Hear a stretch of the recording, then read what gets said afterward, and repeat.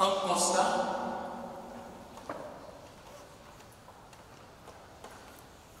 deux affirmations qui divergent. Un constat parce que le tombeau est vide. Les femmes qui vont au tombeau trouvent le tombeau vide. Les soldats aussi trouvent le tombeau vide. De part et d'autre, il y a ce constat du tombeau vide. Mais deux affirmations qui divergent. Les femmes qui viennent au tombeau, qui vont au tombeau vide, font un chemin intérieur, un cheminement intérieur. Chemin de foi, cheminement de foi. Elles vont fonder leur foi en la résurrection à partir d'un tombeau vide. Il est dit, vite elles quittaient le tombeau. Elles sont empressées.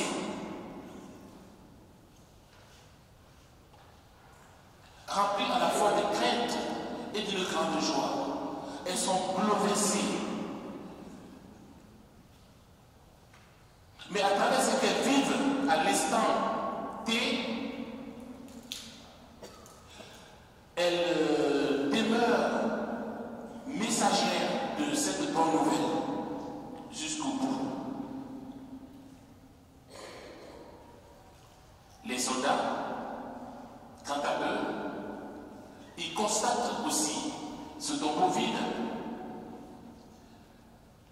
Mais que vont-ils faire? Ils vont entrer en complicité avec le grand prêtre, le conseil, et il va y avoir une corruption. Il va y avoir une corruption. Au lieu de se concentrer sur l'événement du tombeau vide, ils vont plutôt chercher une autre explication. La résurrection ne s'explique pas. D'ailleurs, les grands prêtres vont dire aux soldats, dites que ces disciples ont volé le corps. La résurrection ne s'explique pas.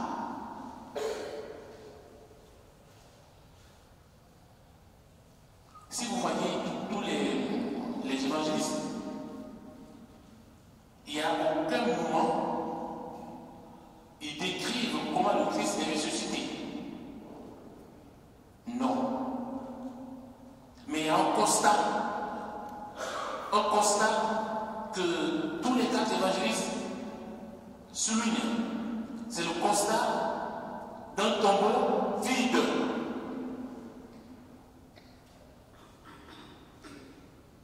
Et nous sommes donc appelés à fonder notre foi sur ce tombeau vide.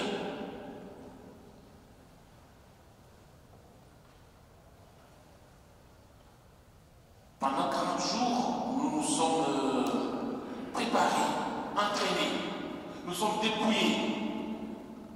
Nous avons fait pénitence, nous avons jeûné, nous avons prié, nous avons fait des gestes de charité. C'était justement pour permettre à notre être tout entier d'accueillir véritablement cette résurrection, d'entrer dans ce dynamisme de la résurrection, de la vie en fait. C'était pour nous permettre de quitter nos tombeaux, nos lieux de mort.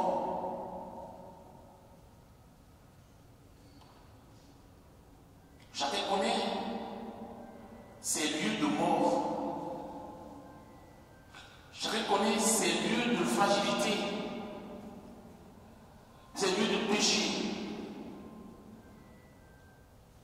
ces lieux d'humiliation, ces lieux de résistance. Ce sont nos tombeaux.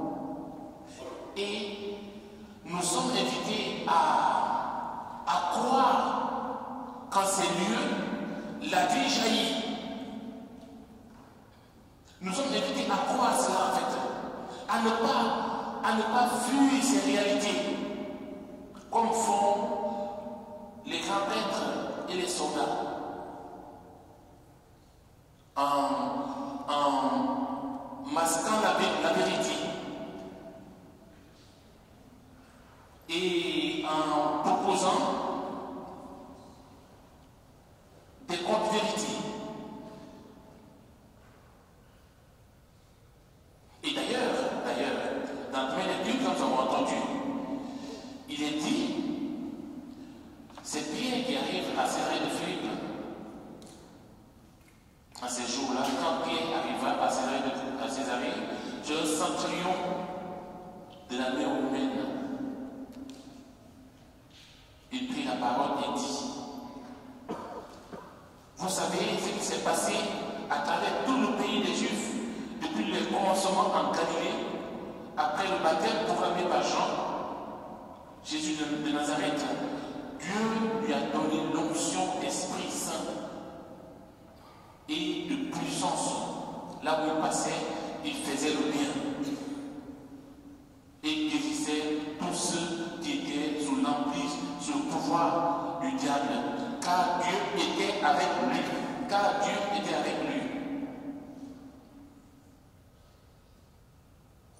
La première lecture nous présente un fils de Nazareth qui a été un, qui avait la puissance de Dieu, qui a fait le bien, qui a mené le bon combat, qui a parlé du royaume pendant toute sa vie publique, pendant ses 3 années de vie publique.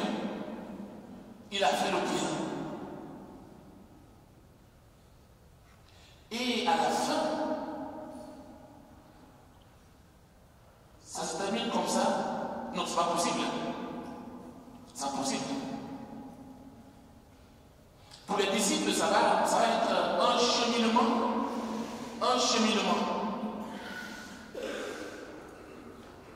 Un pas après l'autre pour arriver à accueillir véritablement la bonne nouvelle de la résurrection. Parce que nous savons, en parlant de la résurrection, nous savons ce qui s'est passé le vendredi. Nous savons l'humiliation, la flagellation, la passion, les injures. Jusqu'à la croix, il va mourir. Le Fils de Dieu, celui qui avait l'onction, celui qui était rempli de l'Esprit Saint, celui qui est passé par là en faisant le bien, celui qui a pris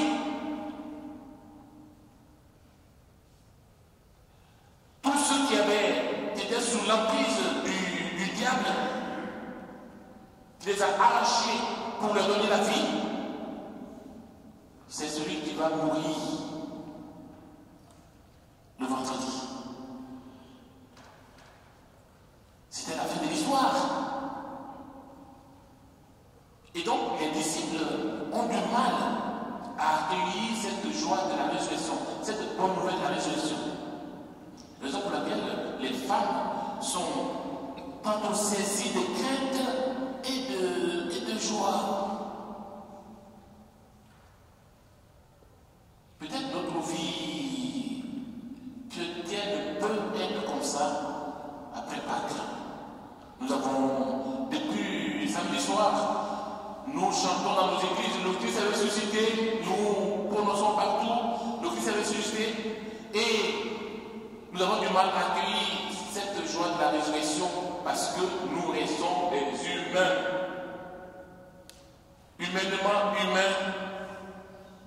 Parce que quand nous pensons à nos lieux de fragilité, nous pensons à nos problèmes, nous pensons à nos épreuves, nous avons du mal à accueillir la résurrection du Christ dans ces lieux, dans nos vies, dans nos cœurs, dans nos familles. Et pourtant, justement, ce sont ces lieux dans lesquels le Christ ressuscite, dans ces tombeaux que le Christ ressuscite, nous donne, nous ressuscite avec lui.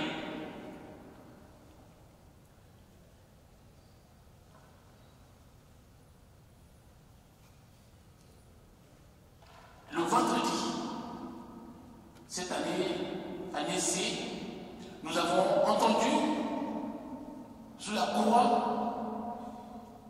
après tout ce qui s'est passé vendredi, la passion, jusqu'à la mort sur la croix du Christ, il y a eu une conversion pas possible d'un homme, un centurion. Vous vous rappelez? Quand il voit le Christ mourir, la croix, il croit quand même.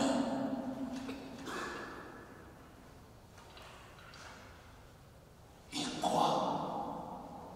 Celui-ci était vraiment un homme juste.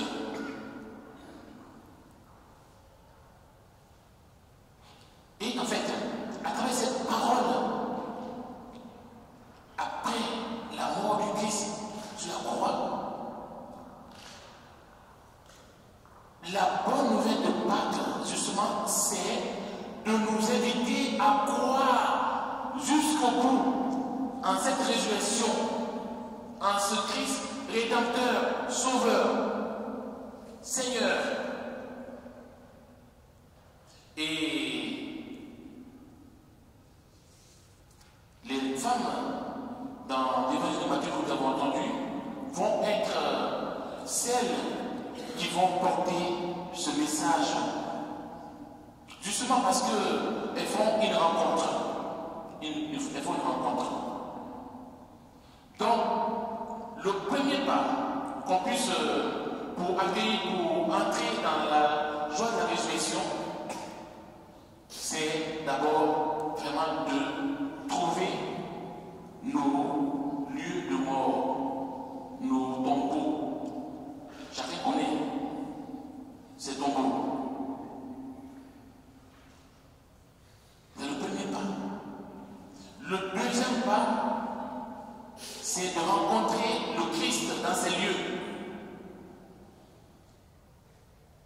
Les femmes vont faire cette belle rencontre avec le Christ qui dit « Je vous salue ». Et s'approchait, lui saisit les pieds et se consternait devant lui. Dans la Bible, se consterner devant une personne, c'est croire, reconnaître dans cette personne une divinité. Les femmes ont compris. Les femmes ont su que celui qui était mort sur la croix le vendredi était vraiment le Fils de Dieu. Comme la position de foi de ce centurion romain le vendredi sur la croix.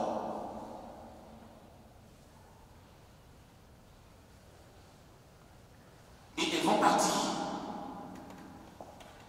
Donc il y a accueilli nos lieux, reconnaître nos lieux de mort. 1, 2, faire cette rencontre personnelle avec le Christ. Et 3, se laisser envahir. Le Christ dit quoi aux femmes? Allez dire à mes frères que je vous précède en Galilée. C'est quoi Galilée? Pourquoi Galilée? Pourquoi pas Nazareth? Pourquoi pas Jérusalem? Pourquoi Galilée? Une question pour un champion. Pourquoi Galilée? Pardon? Les femmes, pourquoi Galilée? Parce que ça vous félicite, hein? Donc voilà. Pourquoi Galilée?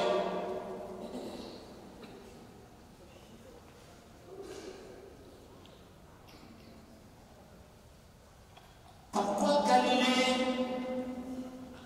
Ah, jamais si c'est pas répondu, on va pas quitter ici. Hein? Pourquoi le Christ dit à ces femmes qui les précèdent en Galilée? C'est? Je sais pas, j'ai pas entendu. Là où il y avait beaucoup de païens. Oui, enfin, c'est une partie de la réponse. C'est une partie de la réponse. Carrefour des nations. voilà, voilà. Là où beaucoup de chemins des hommes et des femmes se croisent.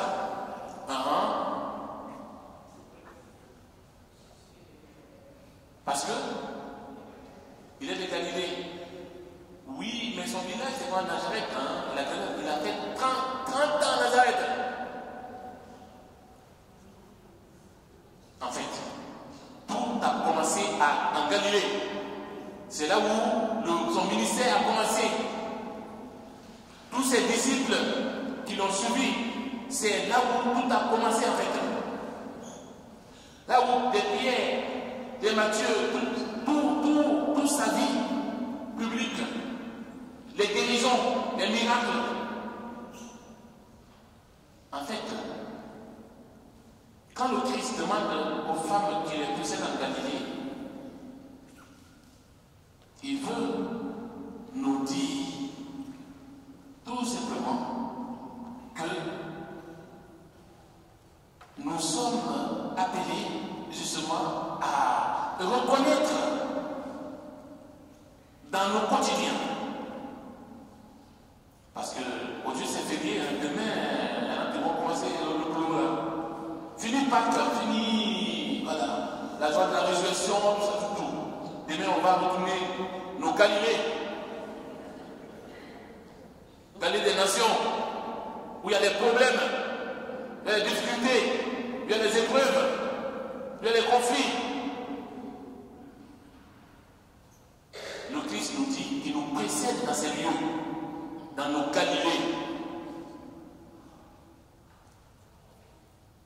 Et donc, ce qui veut dire que dans nos Galilées, le Christ ressuscité se fait présent pour nous permettre à notre tour d'être revêtus de sa vie de ressuscité, pour que nous soyons des ressuscités.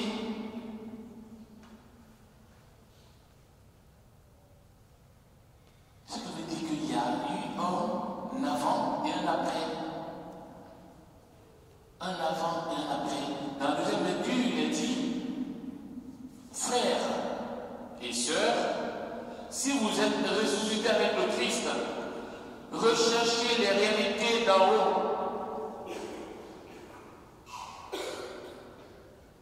En fait, franchement, on est des chrétiens. Nous sommes illuminés par la lumière de ressuscité. Mais on n'a pas quand même la tête au ciel. On n'est pas des extraterrestres. Notre vocation chrétienne nous invite à être présents en notre monde, mais en même temps à rechercher des réalités d'en haut. Quelles sont ces réalités d'en haut? C'est souvent cette vie nouvelle en Christ ressuscité. Peut-être on peut demander cette grâce au Seigneur, que nous puissions accueillir ces réalités d'en haut, qui sont justement cette vie nouvelle en Christ ressuscité. On n'est plus des chrétiens du vendredi saint, où la douleur de la flagellation, où le poids de la croix, où la douleur des clous peuvent nous écraser, nous anéantir. Nous sommes des ressuscités du matin de Pâques. Et donc nous avons alors ce pouvoir d'aller en avant. Ce pouvoir d'être des messagers de cette bonne nouvelle. Ce pouvoir de transformer nos lieux, nos tombeaux en des lieux de vie, en des lieux où l'Esprit Saint vient féconder nos vies.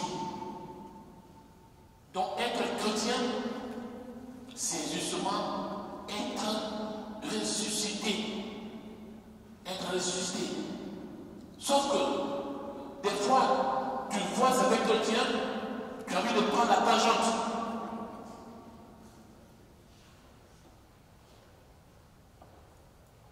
Notre Saint-Père, le pape François, à travers cette année de jubilé, disait que l'espérance est le sel du quotidien. Un chrétien sans espérance est un danger public. Parce que notre espérance nous ouvre à la vie. Notre espérance nous ouvre à cette vie de ressuscité. Comme ces femmes qui sont les premières à venir au tombeau avec le constat, comme les apôtres qui vont suivre après pour faire cette rencontre avec le Christ. Demandons cette grâce au Seigneur qu'il mette dans nos cœurs son esprit d'espérance pour que nous soyons porteurs de cette bonne nouvelle, que le Christ est vraiment vivant, qu'il est ressuscité et nous avec lui. Amen. Amen.